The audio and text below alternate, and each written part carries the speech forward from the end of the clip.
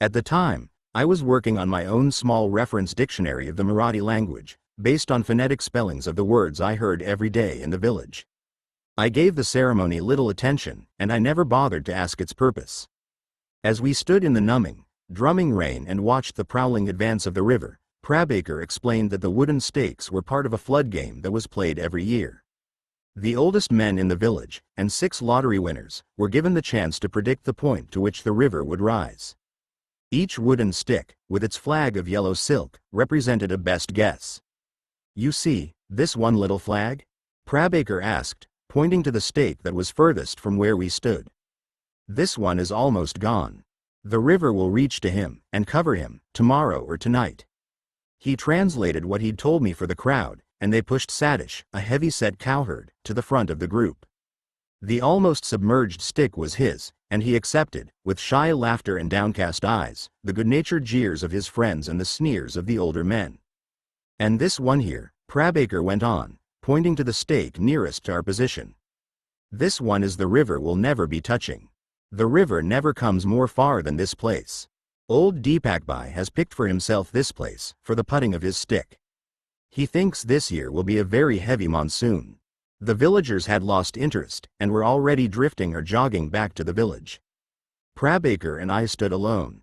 "But, how do you know that the river won't rise past this point?" "We are here a long time, Lin. Sundar village has been in this place for 2000s of years. The next village, Natinkara, has been there for much longer, about 3000s of years. In some other places, not near to here, the people do have a bad experiences with the floods in monsoon time. But not here, not in Sundar. Our river has never come to this far. This year, also, I don't think it will come to this far, even so old Deepakbhai says it will. Everybody knows where the river will stop, Lin." He raised his eyes to squint at the unburdening clouds. "But usually, we are waiting until the rain it stops, before we come out of the house to look at the flood game sticks. If you don't mind, Lin, I'm swimming in my clothes, and I will have to squeeze the water out of my bones before I go in my house." I stared straight ahead. He glanced up at the black tumble of cloud once more, and asked a question. "In your country, Lin, don't you know where the river stops?" I didn't answer him. Eventually, he reached up to pat me on the back a few times, and then walked off. Alone, I stared at the rain-soaked world for a while, and at last I lifted my face to the drowning sky. I was thinking about another kind of river, one that runs through every one of us, no matter where we come from, all over the world. It's the river of the heart, and the heart's desire. It's the pure, essential truth of what each one of us is, and can achieve. All my life I'd been a fighter. I was always ready, too ready, to fight for what I loved, and against what I deplored. In the end, I became the expression of that fight, and my real nature was concealed behind a mask of menace and hostility. The message of my face and my body's movement was, like that of a lot of other hard men, "Don't fuck with me." In the end, I became so good at expressing the sentiment that the whole of my life became the message. It didn't work in the village. No one could read my body language. They knew no other foreigners, and had no point of reference. If I was grim or even stern, they laughed, and patted my back encouragingly. They took me as a peaceful man, no matter what expression I wore. I was a joker, someone who worked hard, played the fool for the children, sang with them, danced with them, and laughed with an open heart. And I think I did laugh like that then. I was given a chance to reinvent myself, to follow that river within, and become the man I'd always wanted to be. On the very day that I learned about the wooden stakes of the flood game, not 3 hours before I stood alone in the rain, Prabhakar's mother had told me that she'd called a meeting of the women in the village. She decided to give me a new name, a Maharashtrian name, like her own. Because I was in Prabhakar's house, it was decided that I should take the family name of Kaur. Because Kishan was Prabhakar's father, and my adoptive father, tradition decreed that I should take his first name for my middle name. And because they judged my nature to be blessed with peaceful happiness, Rukmabai concluded, the women had agreed with her choice for my first name. It was Shantaram, which means man of peace, or man of God's peace. They nailed their stakes into the earth of my life, those farmers. They knew the place in me where the river stopped, and they marked it with a new name. Shantaram Kishan Kaur. I don't know if they found that name in the heart of the man they believe me to be, or if they planted it there, like a wishing tree, to bloom and grow. Whatever the case, whether they discovered that peace or created it, the truth is that the man I am was born in those moments, as I stood near the flood sticks with my face lifted to the chrismal rain. Shantaram. The better man that, slowly, and much too late, I began to be. Chapter 7. She is a beautiful prostitute, Prabaker pleaded. So fat she is, and in the most serious and the important places. A big handfuls you can grab, anywhere you like. You will be so exciting, you will make yourself sick. It's a tempting offer, Prabhu, I responded, trying not to laugh, but I'm really not interested. We only left the village yesterday, and I guess my mind is still there. I'm just not in the mood. Mood is no problem, Baba. Only first you get bumping and jumping, then your bad moods will so quickly change, fut. Maybe you're right, but I think I'll pass, all the same. But she is so experienced. He whined. Those fellows told me she has made sexy business too many times, and with too many hundred of customers, in this hotel only. I saw her. I looked on the inside of her eyes, and I know that she is a very big expert in the sexy business. I don't want a prostitute, Prabhu. No matter how expert she is. But if you only see her, you will be crazy for her. Sorry, Prabhu, but I told them that you will come and look at her. Only look. There is no harming for a look, Linbaba. No. But I can't get back my cash deposits if you don't come and do some looking at her. You paid a cash deposit? Yes, Lin. You paid a deposit for me to have sex with a woman in this hotel? Yes, Lin, he sighed, raising his arms, and letting them fall to his sides in a helpless gesture. 6 months in the village, you were. 6 months with no sexy business. I was thinking you must be feeling a big amount of your needs. Now, no cash deposits returned for me, if you don't take one very small peeking at her. Okay. I sighed, copying his helpless gesture. Let's go take a look, just to get you off the hook. I pulled the door of our hotel room shut, and locked it. We set off along the wide corridor together. The Aspara Hotel in Aurangabad, north of Bombay, was more than 100 years old, and built to serve a different, more splendid age. Its high, wide rooms were graced with open balconies facing the busy street, and they featured fine detail in their cornices and ceiling rosettes. The furniture was shoddy and thrown together in haphazard combinations, however, and the carpet in the corridors had worn through to shaggy holes in many places. The paint was peeling, the walls were bruised with dirt, and the rooms were cheap. Just the place, Prabaker had assured me, for us to spend a happy night on our way back to Bombay. We stopped outside a door on the far side of our floor of the building. Prabaker was trembling with excitement. His eyes were alarmingly wide. I knocked. Almost at once, the door opened. A woman, aged something over 50, stood in the doorway. She was wearing a red and yellow sari, and she glared at us malevolently. Behind her in the room were several men.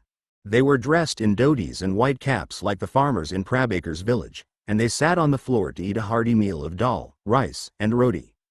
The woman stepped into the corridor, and pulled the door shut behind her. She fixed her gaze on Prabaker.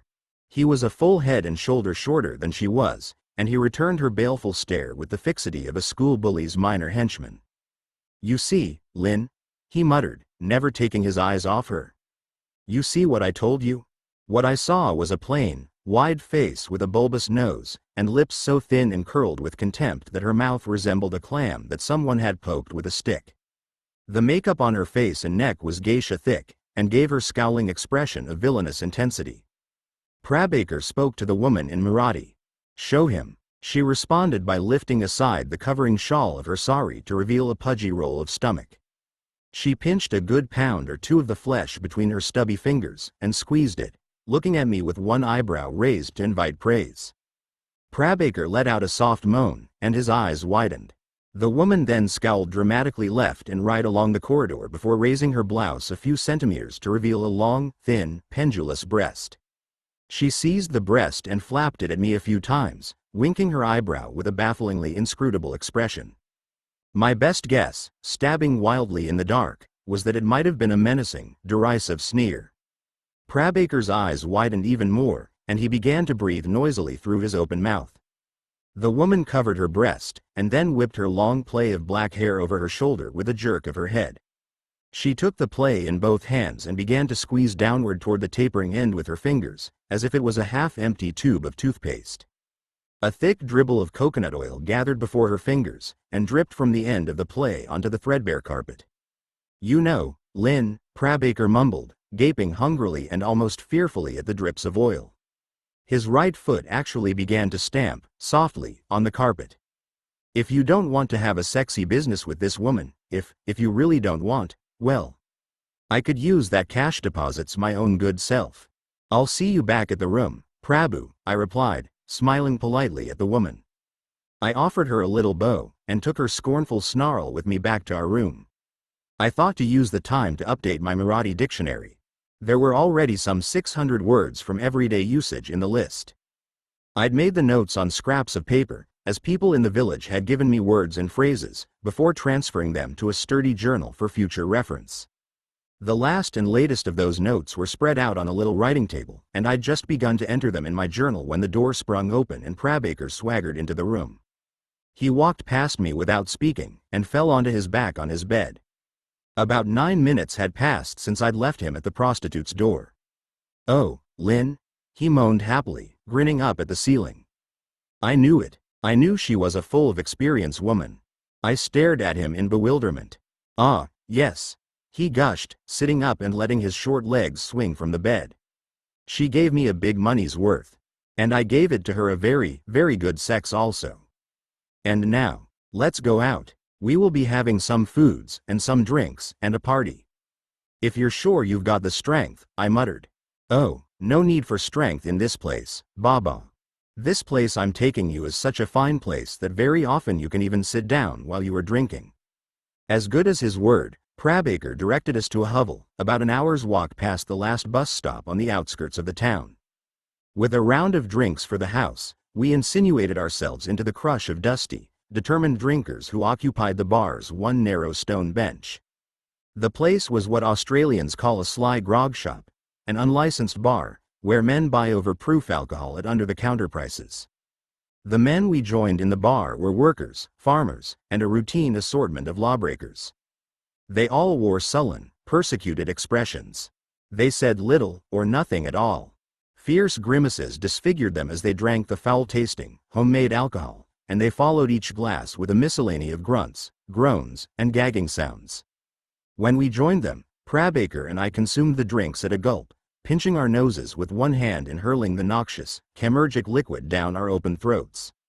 By means of a fierce determination, we summoned the will to keep the poison in our bellies. And when sufficiently recovered, we launched ourselves, with no little reluctance, into the next venomous round. It was a grim and pleasureless business. The strain showed on every face. Some found the going too hard and slunk away, defeated. Some faltered, but were pressed on by the anguished encouragements of fellow sufferers. Prabaker lingered long over his 5th glass of the volatile fluid. I thought he was about to admit defeat, but at last he gasped and spluttered his way through to empty the glass. Then one man threw his glass aside, stood up, and moved to the center of the shabby little room. He began to sing in a roaring, off-key voice, and because every man of us cheered our passionate and peremptory approval, we all knew that we were drunk. One by one, we sang a song in turn. A weeping rendition of the Indian national anthem was followed by religious devotionals. Hindi love songs jingled beside heartbreaking ghazals. The 2 burly waiters recognized the new stage of inebriation, and abandoned their drinks trays and glasses for a while. They took up their positions, sitting on stools on either side of the entrance door. They smiled broadly, nodded, wagged their heads, and cradled long, thick, wooden clubs in the tender embrace of their meaty arms. We all clapped and cheered, with every song. When it was my turn, I sang, I don't know why, the old Kinks song, "You Really Got Me." "Girl, you really got me goin'. You got me so I can't sleep at night." I was drunk enough to coach Prabaker, and he was drunk enough to learn the chorus. "Oh, yes, by God, you are a girl. And you really, really got me, isn't it going?" We were still singing on the dark, deserted stretch of road, leading back to town. We were still singing when the white ambassador car cruised past us slowly and turned. And we were still singing when the car cruised past us again, and then turned one more time to block our path on the shoulder of the road. 4 men got out of the car, and 1 stayed behind the wheel. The tallest of the men grabbed at my shirt and barked a command at me in Marathi. "What is this?" I slurred back at him, in Marathi. Another man stepped in from the side and hit me with a short right hand that snapped my head back sharply. 2 more quick punches crunched into my mouth and nose. I stumbled back, and felt one leg go out from under me. Falling, I saw Prabaker hurl himself at the 4 men with his arms wide, trying to hold them back from me. I roused myself, and rallied enough to make a charge. My left hook and overhand right elbow, the best hard punches in any street fight, were lucky, and both made tough contact. Beside me, Prabaker went down once, leapt to his feet, and collected a wild haymaker that sent him dazed and sprawling. I tried to stand near him and protect him with my legs, but I tripped and fell clumsily. Kicks and punches rained, and I covered up, hearing a quiet voice in my head that said, "I know this. I know this." The men held me down while one of them went through my pockets with practiced thoroughness. Drunk and damaged, I was only dimly aware of the dark shapes looming over me. Then I heard another voice, Prabaker's voice, and I understood some of the words in his pleading, and his defiant abuse of them. He castigated the men for shaming their own country and their own people by beating and robbing a foreigner, a visitor to their country who'd done them no harm. It was a wild speech that called them cowards and invoked Mahatma Gandhi, Buddha, the god Krishna, Mother Teresa, and the Bollywood film star Amitabh Bachchan in the same sentence. It had an effect. The leader of the group came to squat near me. I tried through my drunken haze to stand and fight again, but the others pushed me down and held me on the ground. "I know this. I know this." The man leaned over to look into my eyes. His face was hard, impassive, and very much like my own. He opened my torn shirt and shoved something inside. It was my passport and my watch. They stood, gave Prabaker a last scowl of incomprehensible hatred, and then climbed into the car. Doors slammed as the car sped away, scattering us with dust and small stones. Prabaker's wretchedness, when he was sure that I wasn't badly hurt, and he found time to wail and whine, was inconsolable. He blamed himself, loudly and often, for leading us to the remote bar and for allowing us to drink too much. He said with perfect honesty that he would happily take my bruises on his body, if it were possible. His pride in himself, as Bombay's best street guide, was a tattered banner. And his passionate, unqualified love for his country, Bharat Mataji, Mother India, suffered blows more grievous than any the body might endure. "There's only one good thing for doing, Lynn," he concluded, as I washed my face at a hand basin in the huge white tiled bathroom of our hotel. "When we get back to Bombay, you must be sending a telegram to your family and your friends for more monies, and you must go to your New Zealand embassy for making a complaint of emergencies." I dried my face, and leaned on the basin to look into the mirror. The injuries weren't bad. A black eye was forming. My nose was swollen, but not broken. Both lips were cut and thickened, and there were some sweeping grazes on my cheeks and jaw, where kicks had scraped away the skin. It could have been a lot worse, and I knew it. I'd grown up in a tough neighborhood, where working-class gangs preyed on one another and were merciless to loners, like me, who refused to join any of them. And then there was the prison. No beatings I'd ever suffered were as savage as those inflicted by the uniformed men who were paid to keep the peace, the prison guards. That was what the voice, my own voice, had recalled. "I know this." That was the memory. Being held down by 3 or 4 officers in the punishment unit while 2 or 3 others worked me over with fists, batons, and boots. It's always worse getting a beating from them, of course, because they're supposed to be the good guys. You understand and accept it when the bad guys work you over. But when the good guys use handcuffs to chain you to a wall, and then take turns to stomp and kick you, it's the whole system, it's the whole world, that's breaking your bones. And then there was the screaming. The other men, the other prisoners, screaming. Every night, I looked into my own eyes in the mirror, and thought about Prabaker's suggestion.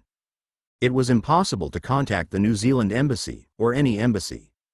I couldn't contact family or friends because the police would be watching them, and waiting for a connection to be made. There was no one, no help, no money. The thieves had taken every cent I had in the world. The irony of it wasn't lost on me. The escaped armed robber, robbed of everything he owned. What was it Carla had said, before I'd left for the village? Don't drink any alcohol on the trip. There's no money in New Zealand, Prabhu, I told him as we walked back to our hotel room. There's no family who can help, no friends, and no help at the embassy. No money? None. And you can't get any more? Not from any place? No, I answered, packing my few belongings into my backpack. This is a very serious trouble, Lynn, if you don't mind I'm telling your bruised and scratchy face. I know. Do you think we can sell my watch to the hotel manager? Yes, Lynn, I think so sure. It is a very nice watches. But I don't think so he will give us a big fair price.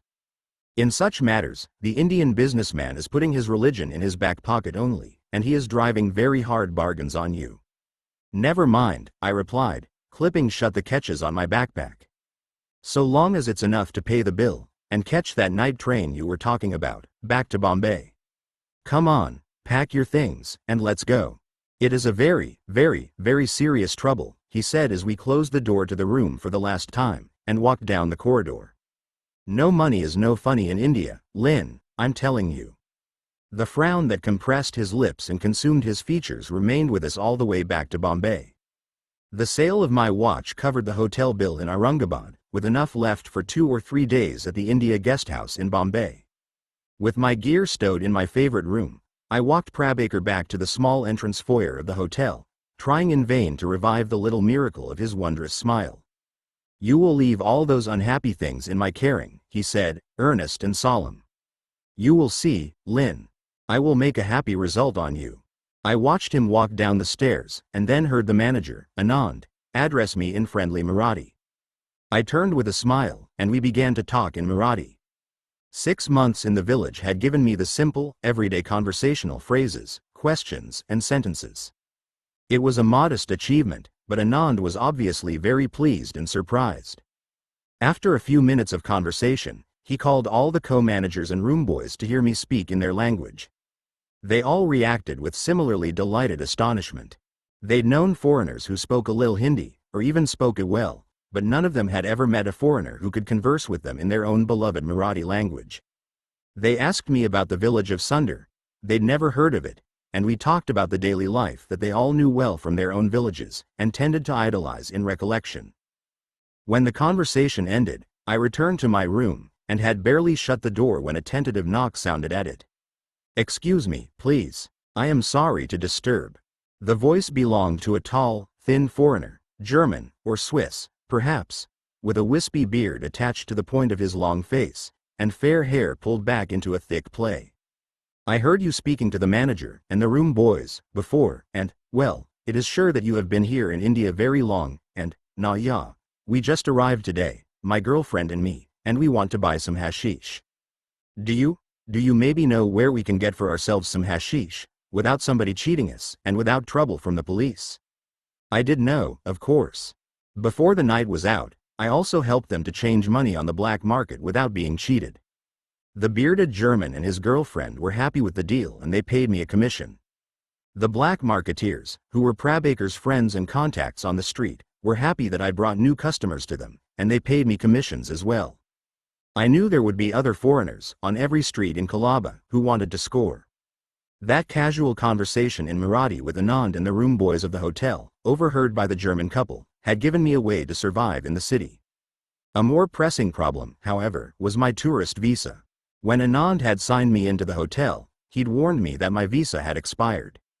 Every hotel in Bombay had to supply a register of foreign guests, with a valid visa entry for each foreign name and passport number.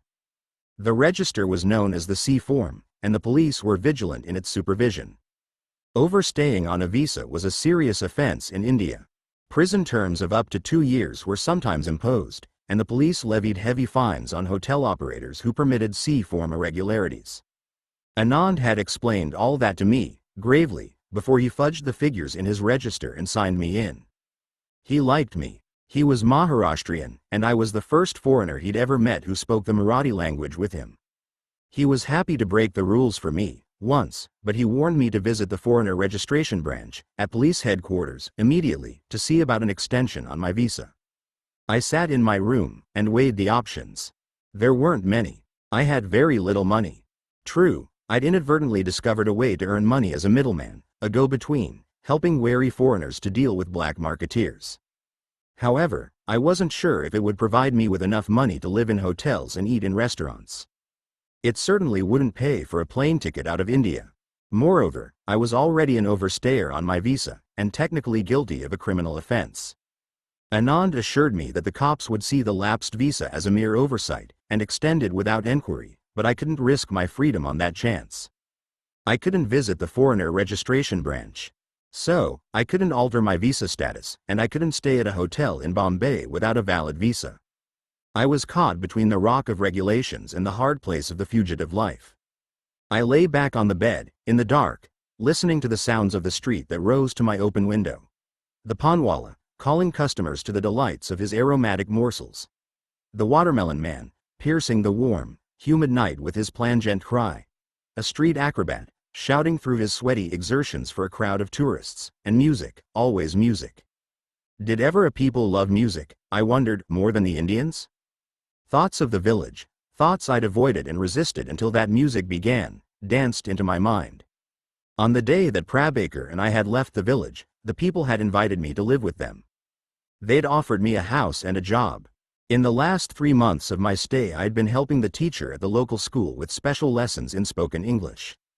I gave him clear pronunciations of English words, helping him to correct the heavily accented versions of the language that he'd been teaching to the children.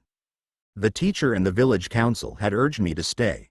There was a place for me, a place and a purpose. But it wasn't possible for me to return to Sunder village. Not then. A man can make his way in the city with his heart and his soul crushed within a clenched fist, but to live in a village, he has to unfurl his heart and his soul in his eyes. I carried crime and punishment with me in every hour of my life. The same fate that helped me to escape from prison had clamped its claws on my future. Sooner or later, if they looked hard enough and long enough, the people would see those claws in my eyes. Sooner or later, there would be a reckoning. I'd passed myself off as a free man, a peaceful man, and for a little while I'd known real happiness in the village, but my soul wasn't clean. What would I do to prevent my recapture? What wouldn't I do? Would I kill to save myself from prison? I knew the answers to those questions, and I knew that my presence in Sunder defiled the village. I knew that every smile I took from them was swindled. Life on the run puts a lie in the echo of every laugh, and at least a little larceny in every act of love. There was a knock at the door. I called out that it was open. Anand stepped into my room and announced with distaste that Prabhakar had come to see me, with 2 of his friends. I clapped Anand on the back, smiling at his concern for me, and we walked to the hotel foyer. "Oh, Lynn," Prabhakar beamed, when our eyes met. "I have the very good news for you. This is my friend, Johnny Sagar. He is a very important friend in the Jopadpati, the slum where we live. And this is Raju. He helps Mr. Qasim Ali Hussain, who is the headman in the slum." I shook hands with the 2 men. Johnny Sagar was almost exactly my height and build, which made him taller and heavier than the Indian average. I judged him to be about 30 years old. His long face was candid and alert. The sand-colored eyes fixed me with a steady, confident gaze. His thin mustache was trimmed to a precise line over an expressive mouth and determined jaw. The other man, Raju, was only a little taller than Prabhakar, and of an even slighter build. His gentle face was stamped with a sadness that invited sympathy. It was the kind of sadness that's a companion, all too often, to scrupulous and uncompromising honesty. Thick brows hooded his intelligent, dark eyes. They stared at me, those knowing, mindful eyes, from a tired, sagging face that seemed much older than the 35 years I guessed him to be. I liked both men on sight. We talked for a while, the new men asking me questions about Prabhakar's village and my impressions of life there. They asked me about the city, as well, wanting to know my favorite places in Bombay, and the things that I liked to do most. When the conversation seemed likely to continue, I invited them to join me at one of the nearby restaurants for chai. "No, Lynn," Prabhakar declined, waggling his head. "We must be leaving now. Only I wanted you to meet the Johnny and the Raju, and them to be meeting your good self, also. I think that Johnny Sagar has some things to tell you now, isn't it?" He looked at Johnny, his eyes and his mouth wide open, and his hands raised in expectation. Johnny glowered at him, but the frown quickly softened into a broad smile, and he turned his attention to me. "We made a decision for you," Johnny Cigar declared. "You will live with us. You are Prabaker's good friend.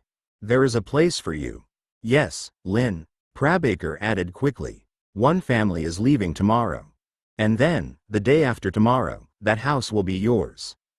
But, I stammered, flattered by the generous gesture, and yet horrified at the thought of life in the slum.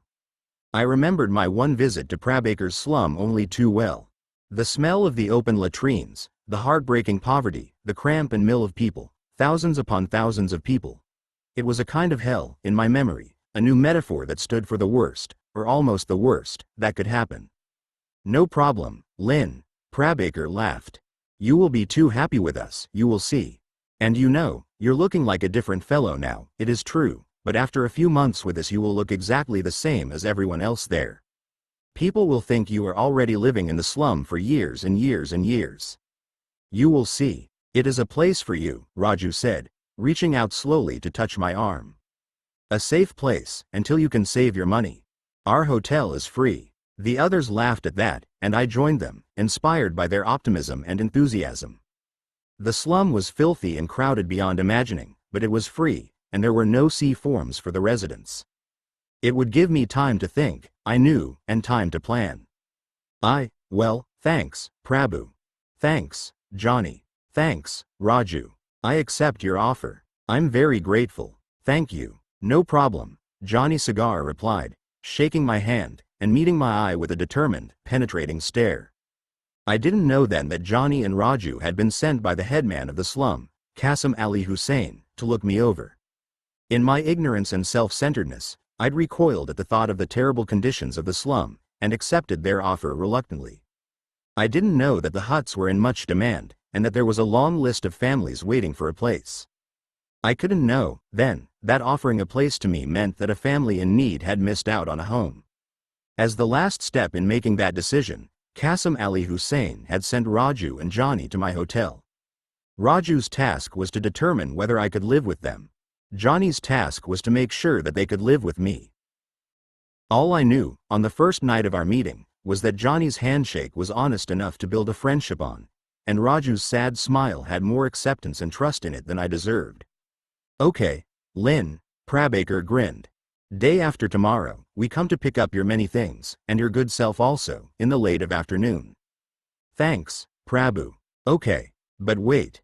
Day after tomorrow. Won't that mess up our appointment?" "Appointment? What for an appointment, Lin Baba?" The Standing Babas," I replied lamely. The Standing Babas, a legendary cloister of mad, inspired monks, ran a hashish den in suburban Baikula. Prabaker had taken me there as part of his dark tour of the city months before. On the way back to Bombay from the village, I'd made him promise to take me there again, with Carla. I knew she'd never been to the den, and I knew she was fascinated by the stories she'd heard of it. Raising the matter then, in the face of their hospitable offer, was ungrateful, but I didn't want to miss the chance to impress her with the visit. "Oh yes, Lynn, no problem. We can still make a visit to those Standing Babas, with the Miss Carla, and after that we will collect up all your things. I will see you here, day after tomorrow at 3 o'clock afternoon.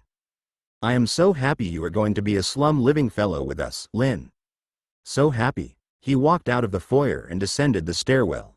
I watched him join the lights and traffic stirring on the noisy street, 3 floors below. Worries